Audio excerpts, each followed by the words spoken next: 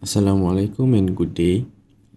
During the safety meeting committee, issues about one personnel in a section had been warded for injury during works. Here are the audit report of the issues done by my audit team. Introduction 1.0. Background of cases: employee appears to have been electrocuted while performing the task given by the employer. This audit report producing hazard audit strategy, findings and solution, and the incident's cause and suggested preventative measures are covered in this report.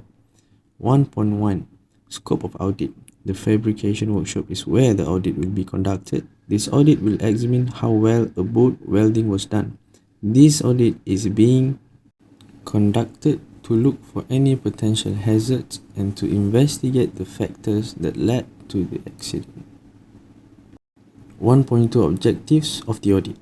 Are welder qualified and knowledgeable with the specification which apply to the fabricator's work, such as 1. To identify hazards related to burns, eye damage and electrical shock. 2. To assess risks associated with type of welding, material being welded, location and the work practices of the welder. 3. Keeping the welder safe and avoiding electrocution and the effectively manage welding fume exposure. Depending on the welding activity, this may change. 4.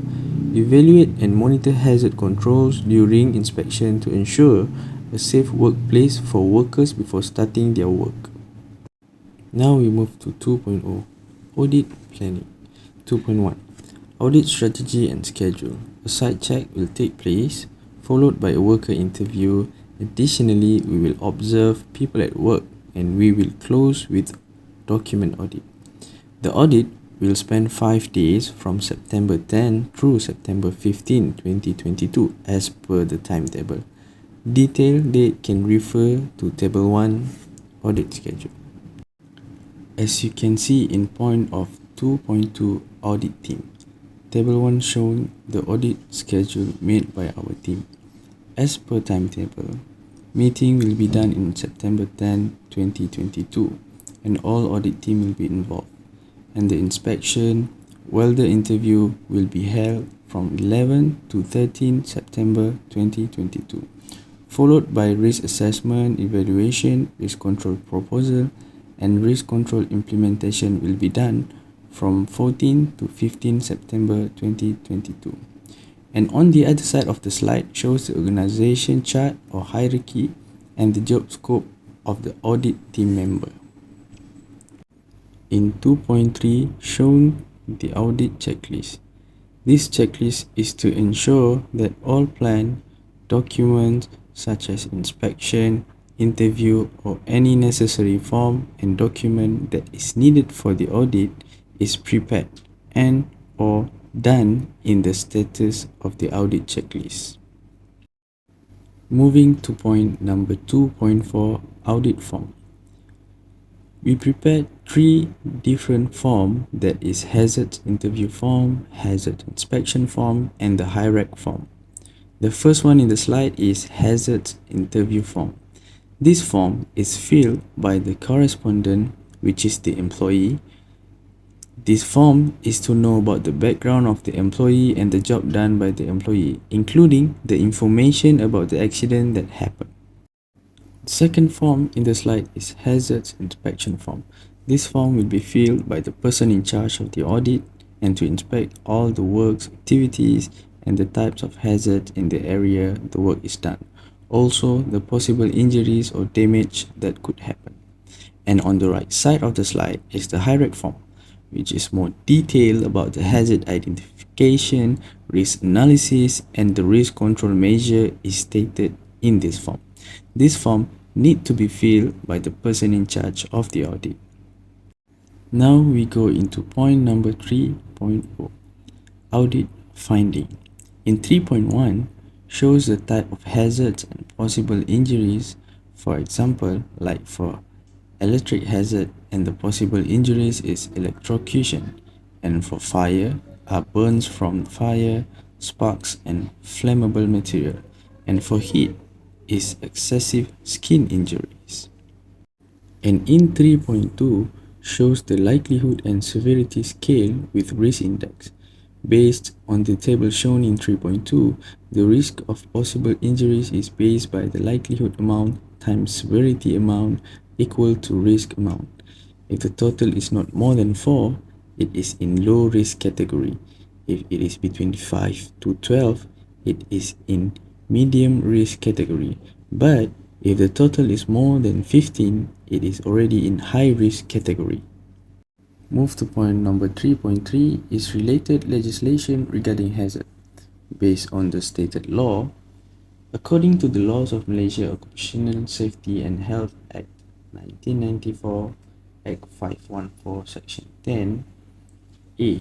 Demonstration of safe operation. Demonstration of safe operation. A manufacturer who has control of an industrial activity to which this part applies shall, at any time, at the request of the Director General, provide evidence including the production of documents to show that he has identified the possible major accident hazard.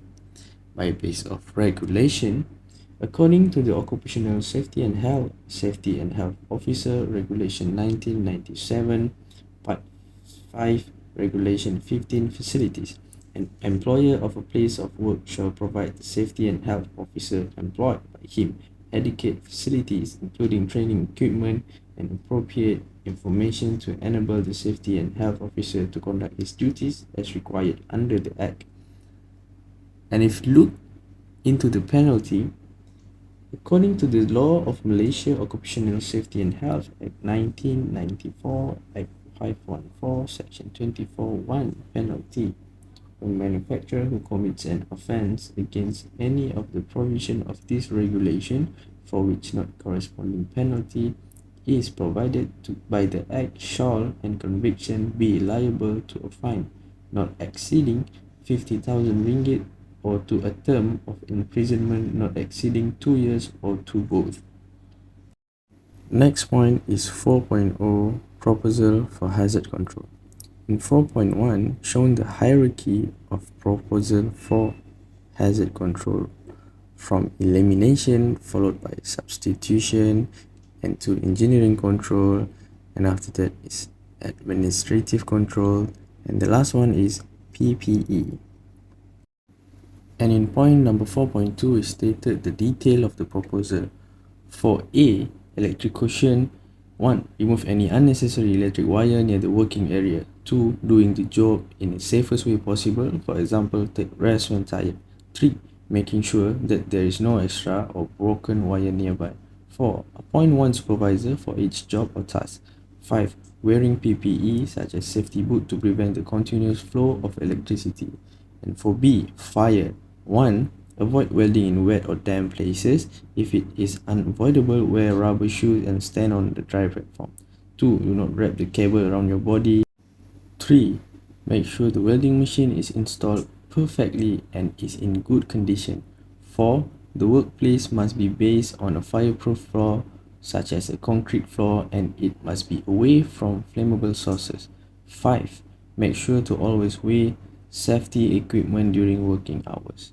And C, heat. Number 1, do not use cables whose insulation is worn, cracked, torn, and leaking. Number 2, make sure the power supply cable and the welding cable have an insulating coating. 3, make sure all electrical connections are neat, clean, dry, and insulated. 4, make sure the cable of the welding machine does not obstruct the path of the other workers and wind up the cable after use. 5. Wear the appropriate safety protective equipment for welding work and make sure it is in good condition. Moving to point number 4.3, Hazard Control Action Plan. Based on the table, the Hazard Control Plan with the timeline and the person in charge is stated in the table. And if we look into point number 4.4, is the cost related to hazard control implementation based on the audit that has been done. Last point as usual is 5.0, the closing plan.